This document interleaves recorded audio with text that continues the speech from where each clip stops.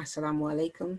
Welcome to season 2 of the Niqabi Diaries podcast, a platform dedicated to sharing the stories of the women behind the veil. This season, we will be speaking to more Muslim women from all walks of life as we continue to discuss their deep and intimate reasons for wearing the niqab. The Niqabi Diaries, our experiences, our perspectives, our voices. I'm your host, Samar, and thank you for listening. Please don't forget to like, share, and subscribe. Assalamu alaikum wa rahmatullahi wa barakatuh, sister. How are you? Walaikum salam. I'm fine, and you? Alhamdulillah, alhamdulillah. Jazakallah khair, sister, for joining us today on the Niqabi Diaries. Sister, could you introduce yourself for the listeners, please, and tell us a little bit about what you do, inshallah? Yes, my name is Melissa, and I'm like an Instagrammer on the account of Where Are Them Cats, and that's pretty much it. Okay, mashallah. So, can you explain your Instagram name for us? It's mainly just because I like cats. Okay, mashallah. Mashallah, so you're a cat lady then. Yeah. Alhamdulillah. Alhamdulillah. So, sister, tell us about your Islamic background, inshallah. Yeah, it started like 7 years ago. Back then, I was like more of an agnostic Okay. person. Like I knew there was something, but didn't quite put a name on it. And like I didn't know many Muslim persons, so like I was basically looking more at the media, what they were saying about it. But then I met my at the time it was my boyfriend, Mm-hmm. but we talked about Islam and like all these beliefs, and I was at at the time I was not like really into it, Mm-hmm. but then we watched videos on the YouTube on the subject, and something in me like changed. I was like drawn to it, Mm-hmm. and I think it's from that moment that's something changed in me, and I was like, wow, that is great. Subhanallah, subhanallah. So, can you remember like what particular subject about Islam was being discussed? Yeah, I remember it was like it was an imam speaking about what happens after death, and Okay. like while we're waiting and everything, like all these things, and I was like, oh my god. Like at first it scared me, but then I was like, um how am I supposed to be scared if it doesn't exist? Like I don't know if it Mm, makes sense. yeah, Like subhanallah. I was wondering, like, why am I being scared? Mm, Then it dawned on me, like, maybe it's because it's real, and like, in my heart, I believe that it's real, like, it's yeah, there. subhanallah, subhanallah. So, how so I take it you're from a non-Muslim background, right? Yeah. Okay, so like, how did you? Can you just let us know how did you go about taking your shahada? Um, in fact, it was with my husband. Mhm. Like, we decided to convert together at the same time. So we went. He Inshallah. had friends, Muslim friends. He has like a lot of it. So Alhamdulillah. we went at one of his friends' house, Mhm.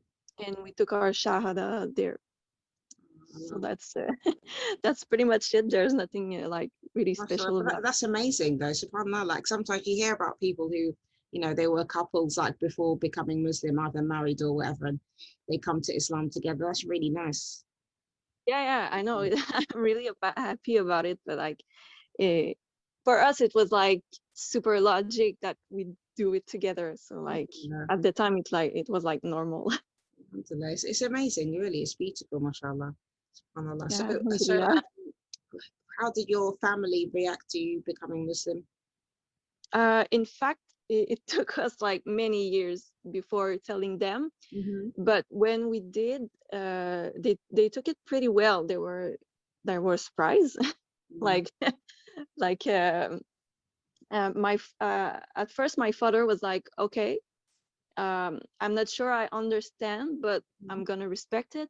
And then he started asking like good question, and he was really interested.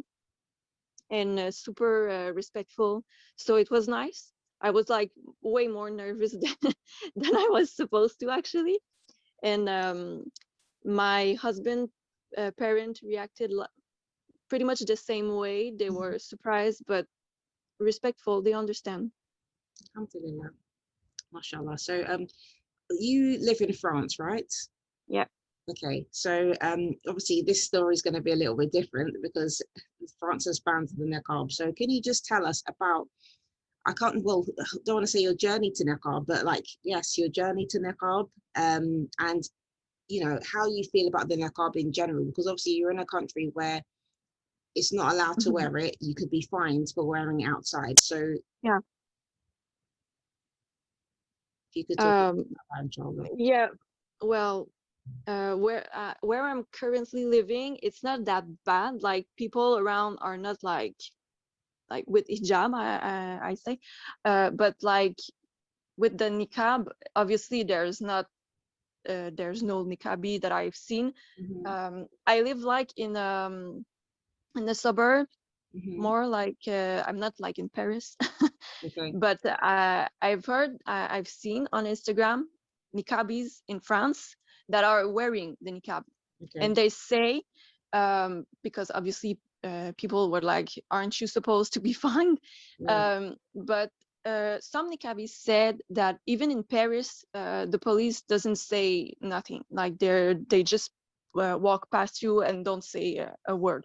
So I think it depends on like the person that you're gonna come like upon. Yeah. um, but I know that France in general, people in France are really judgmental. Like I won't say that they hate Muslim, because obviously there's people who are like nice persons, but it's hard. Like just knowing that we want to wear niqab and just thinking about what they would say, just this is hard. I don't even wear it, and I know that if I did, people will like really stare badly. SubhanAllah. So when did your interest in the niqab begin? Because you obviously you're somebody who was interested in wearing it. So Yeah, it started like I'd say like 4 months ago. It's not that old, but it started like because of other niqabis that I following on Instagram. So like it's it's pretty much because of them. But I was following them like before, and I was admiring them because I think like it takes guts to wear it, because even just the hijab is hard, and I was like, oh my god, that's like another step. yeah. um but in the same way, like the hijab niqab like made its way into my heart, my head, and I was like, oh, I'm thinking it's like, oh, it's a great idea, I like it. And I started wearing it like alone at home before like telling my friend and everything. But like I like the feeling of wearing the niqab, so I was like, I found that it was great. But obviously I'm not wearing it in public because we can't. SubhanAllah. So can I ask you, sister, like before you became Muslim, and you know when you used to see Muslims, like did you used to see Muslim women with hijab or even with niqab in France? And if so, what was your kind of like, what would you say your thoughts as an agnostic person? What would you say your thoughts about Muslims have been previously, Muslim women especially from the non-Muslim kind of perspective? How did you perceive them? Yeah, I won't say I was like really judgmental, but I didn't understand. Like if I put it this way, it was more like um I was looking at them like, I don't get it. I simply don't get it, because how could a woman want to hide? That's what that's what I was thinking. Like she's just hiding because um she doesn't like herself, or like I didn't get it. And after that I learned that it's because of um like what it says in the Quran and the Hadith and like everything.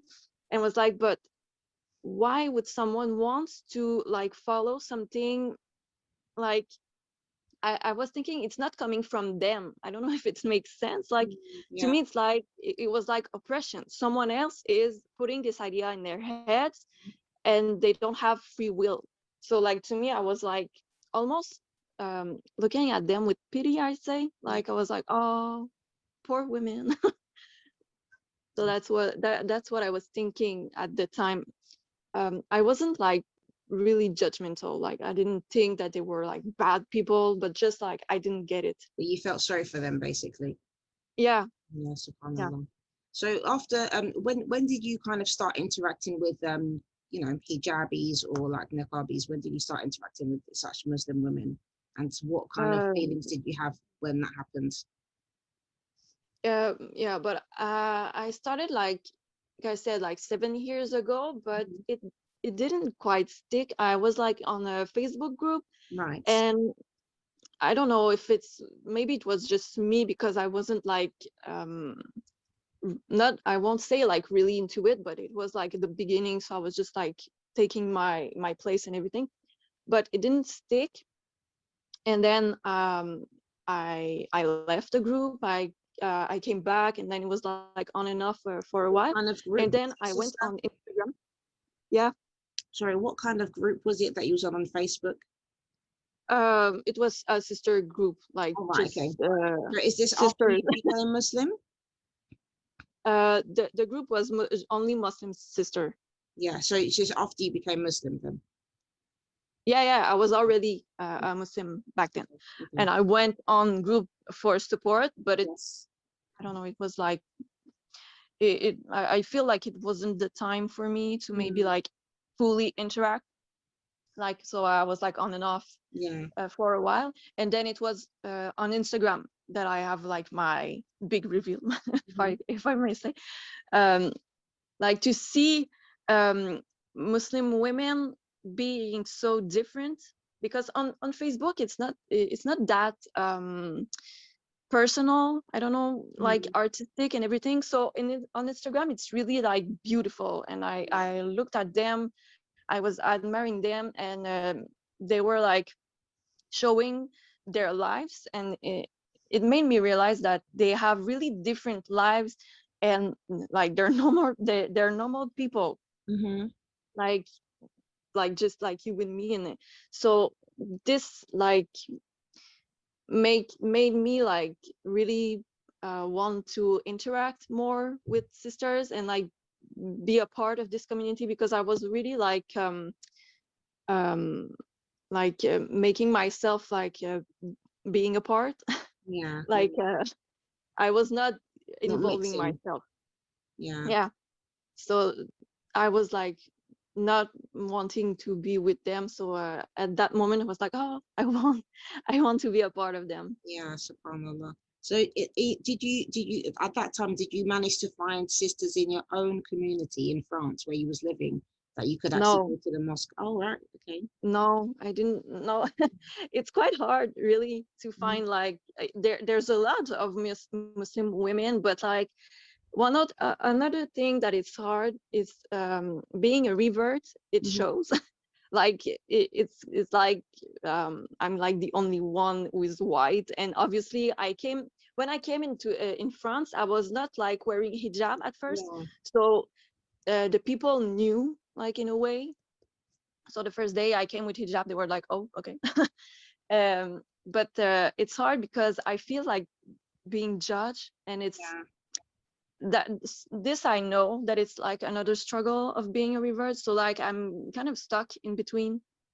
Like I'm too Muslim for my non-Muslim friend, and I'm like not enough Muslim for the Yes. born For the Muslim. Muslims, subhanallah. Yeah. Yeah, I Subhanallah. don't take it personal though, but I know it's really hard. So my community is more on Instagram. Okay. Alhamdulillah. Alhamdulillah. And what about what kind of work do you do? Like, are you working or studying or anything like that? No, I'm a stay-at-home mom. Alhamdulillah, alhamdulillah. Yeah. So really, the online community is a really big thing for you then. Yeah, yeah, because I'm like alone.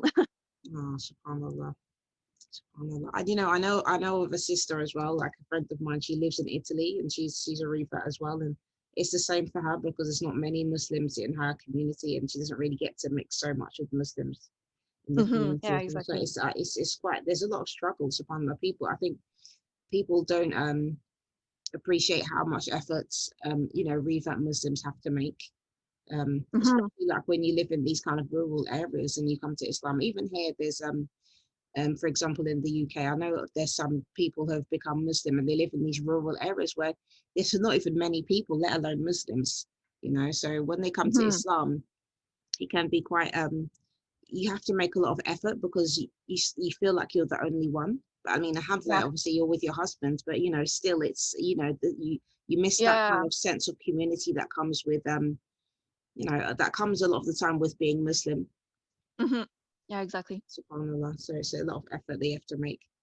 So are you wearing the hijab yourself in your where you live, and is that accepted in your area? Yeah, for now it's accepted. Like there's a like a law that should pass, but it's not supposed to. Like it's kind of like a bit crazy, but yeah, for now we can wear it, but not if we want, for example, to work or go to school, we can't. We just Right. can't wear it. Yeah, so that's Like it's, that's that new law that they're bringing in, that even with yeah, hijab you can't go to pick your children up from school or yeah. even. If you want to work, you have to take it off. So like it's SubhanAllah. for me, it's not like a problem actually now, but I know that the other sisters who wants to work or like are currently Mm, working, I just can't imagine the struggle that they're facing right now. yeah, subhanallah. And but not only that, even for somebody like you, I mean, it limits your options, doesn't it? I mean, to know that you want to practice your religion, but then Yeah. if you would like to work in the future in the public space, or you know, just interacting with the community in general, like it's affecting, even if they don't even want you to go to to the school to pick up your children. So and I've heard that homeschooling is, I think homeschooling is illegal. um it's I think that it's illegal, but like if you work with um like the school, but they're not going at the school, like you have I don't know how to say, like a partnership, like if I can say it like that, you can, but you have to be like affiliated with a With the school. school, right? Okay. Yeah, so technically it's not like official homeschooling, Yes, but yes. so yeah, my kids go to the school of our city. Hmm. It's not, I won't say that it's hard because there's like a few mom and like we say hi and everything. Hmm. It's okay, but I can feel like the stare and everything. So Yes, subhanallah. yeah. So, would you describe the niqab or the hijab as well as being a barrier?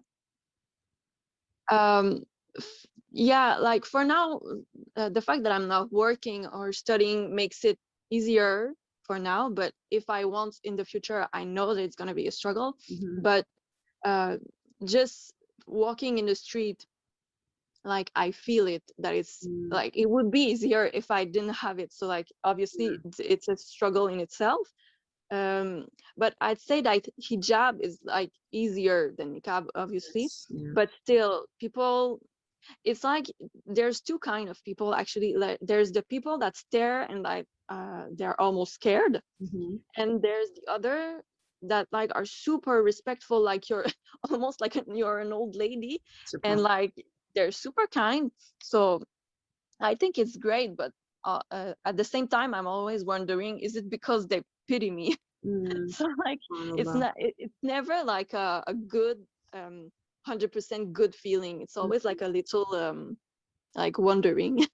Subhanallah. So, in have you, are your family living in the same like locality as you, or have you, is where you're living now, is it some place that you've moved to since becoming? Yeah, my husband is French, so like we live in France with him, Hmm. but I'm from Quebec. Oh, right. So, like, Okay. Okay. yeah, I'm from Canada actually, so like it's pretty much the same thing. Canada and France, for the law and everything, the way we see hijabis and everything, it's almost the same. I'd say France is a bit worse, but it's not that different. So like I didn't get in a better place religion wise, but I'd say that it's not that bad. So was you living in France when you became Muslim, or was you in Canada? No, yeah, like 7 years ago, I was in Quebec. Okay. So we come, my husband, when we met, he was living in Canada. Okay. So we met in Quebec, Okay. but we converted like a year and a half later, and we came in France like 2 years and a half ago. So like it's pretty new, but we were all already Muslim when we came in France, but I wasn't that practicing, I'd say. Like it really, when I came into France, like it was a cadre, I guess, but I really became super like into it, and I liked that. It was really great for me. So like I think it was a good choice to come in France. Alhamdulillah.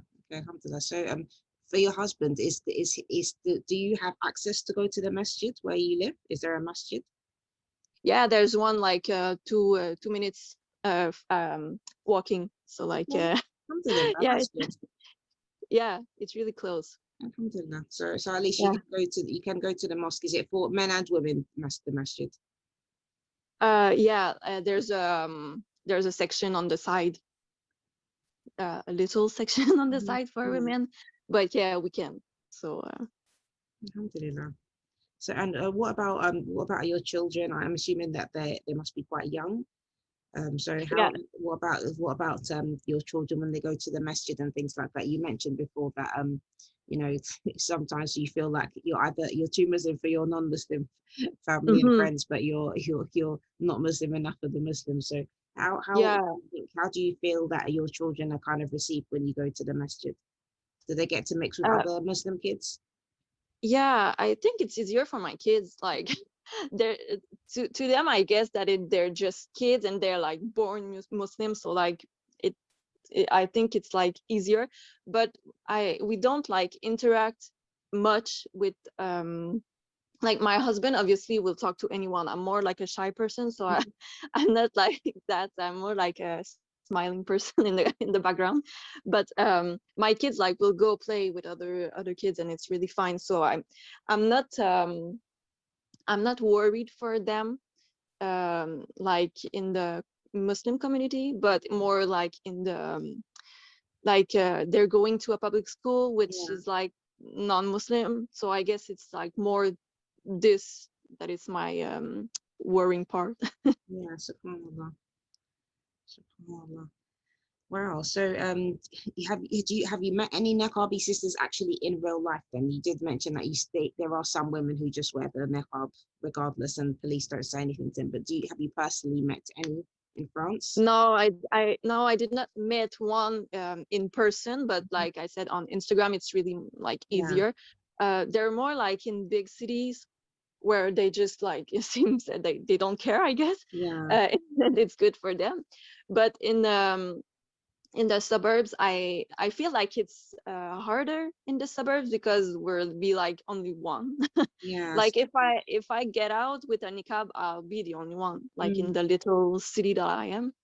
So like I think it's easier in the big city because there's more and they're like stick together. So they're, I don't know, it's like more of a community there than in the little suburbs. So with all the bans that keep going on, have you managed to have any discussions, or have you heard from the Muslims in your community, the other sisters, for example, like what are their thoughts and or opinions with regard to the ban? Are they sisters who practice wearing the hijab, and how do they feel about it? I don't have like many like French Muslimas, but like I know that they think like the same thing. It's like it's a really stupid law. Like they want to ban the hijab and everything, but like I don't know, it's like really we think alike for that. Like in France, French niqabis and French hijabis, they're like even if they ban the hijab, we will still wear it. Like it, basically, we'll just accept the fines. That's what we are That's currently subhanallah. thinking. So how much is the fine? At the moment, I don't know. For niqab, I think it's like uh 250 euros, I think. Oh, I subhanallah. don't know how much pound it's is it, but like it's a lot for Yes. just wearing like the niqab. But yeah, so that's basically that's what it is. But I know that there's a lot of women who still wear it and don't get fined. So I guess it depends on the person that you come that you come upon. Subhanallah. But yeah, that's a lot.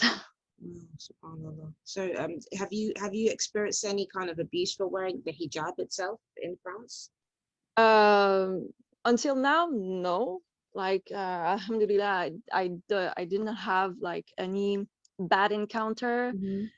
But more like I'd say like shock reaction. Like when they like for example, I'll call for delivery or something, and like for from my voice, I guess that they don't think that I'm Muslim. I don't know, Yeah. but like so like I open the door, and there's always like this like surprise. They're like, Mhm. oh my god, like but they hide it. They don't want like to be obviously Yes, shocked, of course. but Yeah, yeah. it shows, like it Mm. shows in the eyes. And I'm like, in my head I'm like, yeah, I'm just wearing the hijab, like I'm the same person Subhanallah. that called. So like it's more this, I'd say, for now. Mm. But I think it's like um I think that because I don't look Muslim for them, I'd say, because I Yes. know that the Muslim obviously don't have one look, but I Mm. think that for the non-Muslim, Muslims are like all Arabs. So like when I'm like this this white um, Yeah. like Quebec girl, they don't think that I'm gonna be like a hijabi. Yeah, subhanallah. And they're always like saying, because obviously French people are always like, oh my god, you're from Quebec. Mm. So like I'm like, yeah, I'm from Quebec. And when they see me, they're like, oh, okay. I didn't like, almost like they didn't think that someone from Quebec could be Muslim. Yeah. So it's like it's weird in a way. Yeah, But no, I didn't personally, I didn't um, like get abused or verbally abused. But I've heard like there's other women who wear like the jilbab and everything. mm-hmm. And like there's like one woman one time that I've heard saying like, oh, there's the ninja. And I was like, oh my god. Like it was not for me, but I Mm. felt attacked because obviously I'm from the same community. So I was Yeah. like, what are you thinking about me? Mm. Like, So she okay. wasn't wearing the niqab, she was just wearing a jilbab, and they Yeah. called her ninja for that, subhanallah. Yeah. So like yeah, like I said, in France it's really it's they are like super understanding or super like Islamophobic. So like it's Mm. not there's no in between. So it's kind of scary actually, because you never know if you're gonna come upon someone who's like looking at you with disgust. Yeah. So Oh, yeah, yeah. wow. So you said you've tried the niqab like at home and things like that. Have you ever Mhm. kind of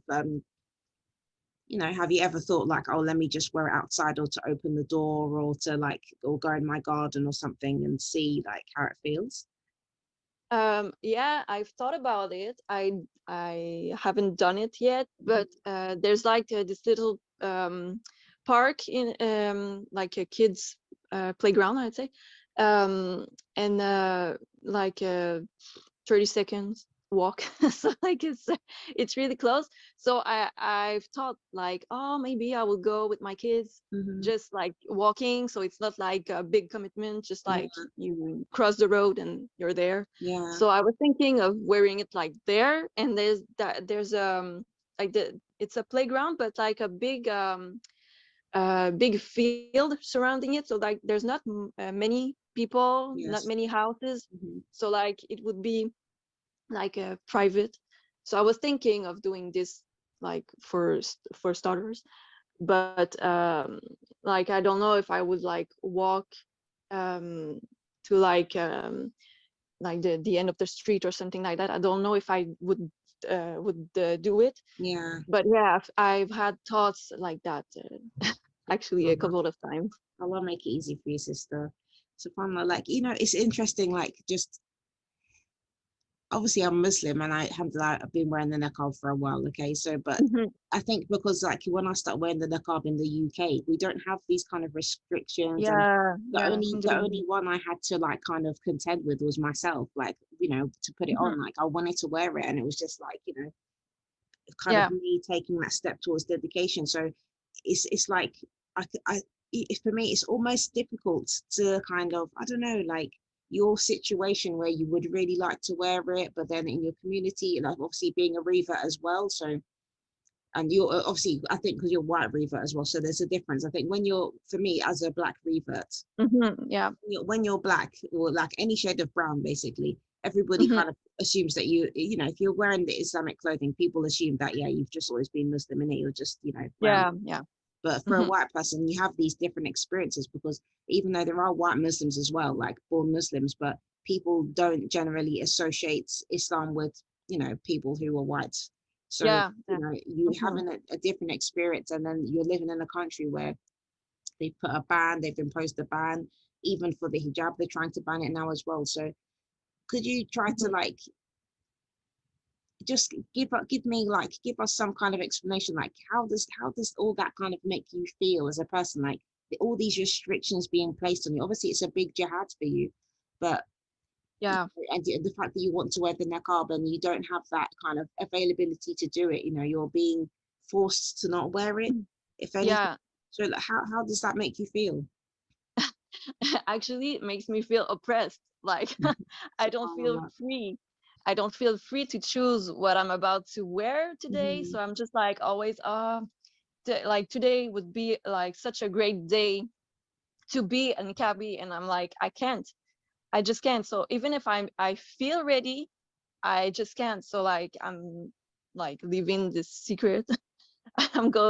I'm thinking of going like to the playground to just like be a niqabi for like a half hour. So it doesn't feel good in the long term. So like it's not that great, but I'm kind of hopeful that like it might change, inshallah. Inshallah. But like I don't know. Inshallah. SubhanAllah. It's just, yeah, it's amazing. So like they keep talking about oppression of Muslim women, but they're the ones doing the oppressing. And obviously Yeah, I exactly. don't live in France, but has there been any kind of effort on behalf of the French government to actually engage with Muslim women and talk to them, and try to get their kind of perspective or opinions on the niqab itself or on the hijab, and why they wear it? Um, but I know that there's been like um,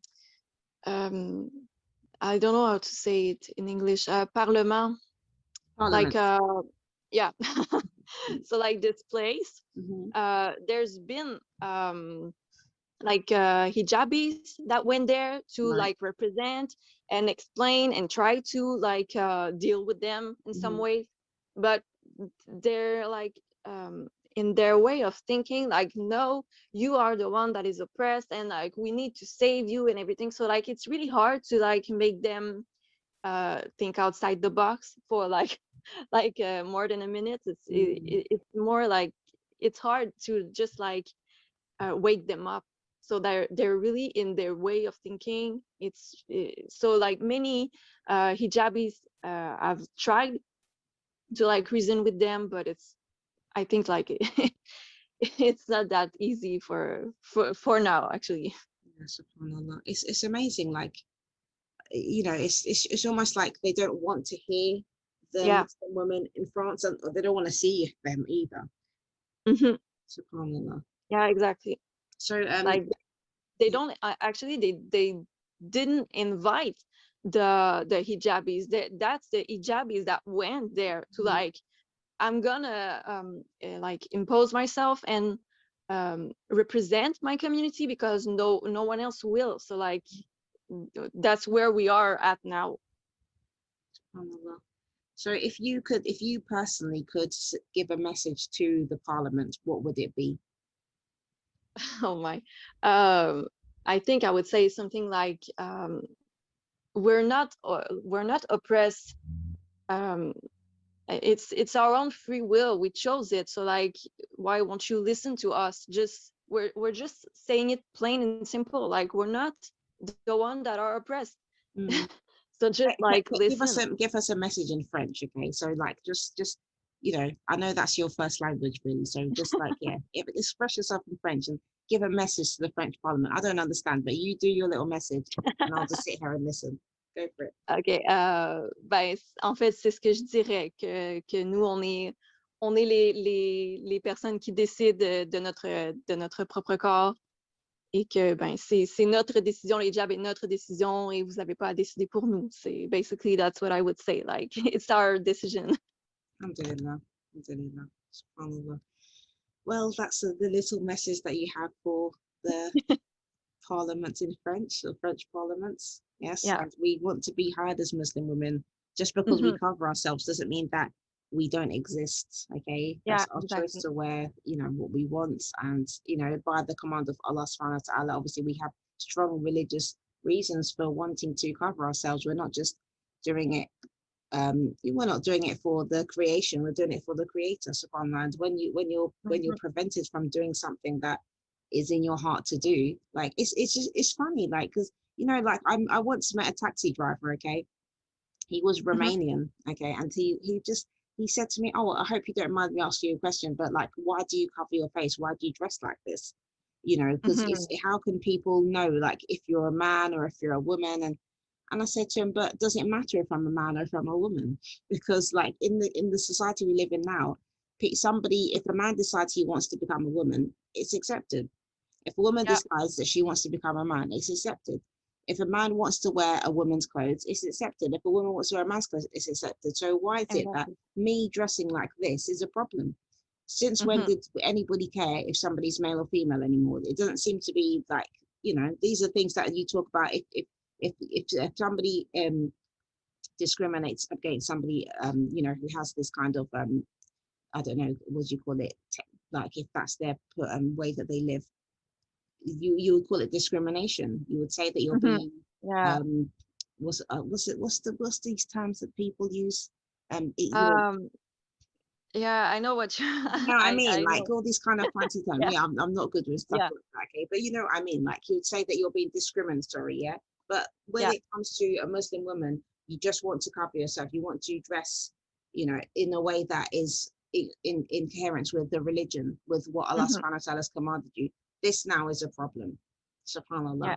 And and at the same time, I don't like it when we're all shoved into the same box of, basically, the LGBT community and all these kind of things, because it's not, we're just Muslims who want to cover ourselves with. It's not that we're still like, subhanAllah, it's like they put us in, it's like you have to put us in some kind of almost I don't know, like this a group that is so, I don't know, like I don't even know how to describe it, because You have to really exactly. those groups now, they don't, no offense, but they don't even know how to describe themselves a lot of the time, because that's what I've seen, like some things, and even within their own selves they have this kind of they're confused basically. One group will doesn't understand the other group, and the other group doesn't understand this new group, and they're all the time coming up with different kind of groups that's in this community. Exactly. So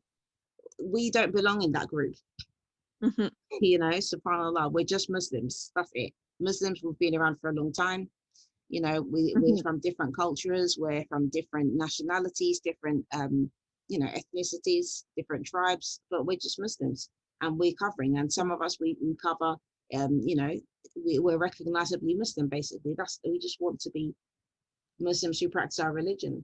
It doesn't mean that we can't integrate into society or anything like that, subhanAllah. So yeah, it's just Yeah.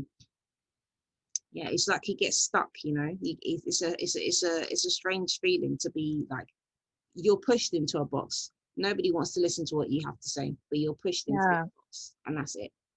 Yeah. Mm, Exactly. subhanallah. So, Yeah. sister, alhamdulillah, it's been really nice speaking to you. But I'm going to ask you. I know that you haven't obviously been able to fulfill your desires to really wear the niqab, but I did want to talk to you about this, obviously, because you know there must be many other sisters like you who are living in France who have this, you know, obviously who are under this living under oppression, subhanallah, in Hmm. this way, and they want to freely express their religious beliefs and wear the niqab or even the hijab. But obviously the hijab has been even made difficult itself. So, Yeah. what would you say? What does the niqab mean to you personally? Um, the I think the niqab would mean like liberty for me, like the liberty to choose who gets to see me, and the like I'd say the chance to be like seen as a person and not just like a body. So like to me, it's really that's what niqab means for me. Alhamdulillah. Alhamdulillah. SubhanAllah. Jazakallah khair, sister. Thank you so much for joining us today on the Niqabi Diaries. It's been a real pleasure, especially having a different perspective Yeah. Thanks to you experience. too. Yeah. Alhamdulillah. Jazakallah khair. Assalamu alaikum wa rahmatullahi wa barakatuh.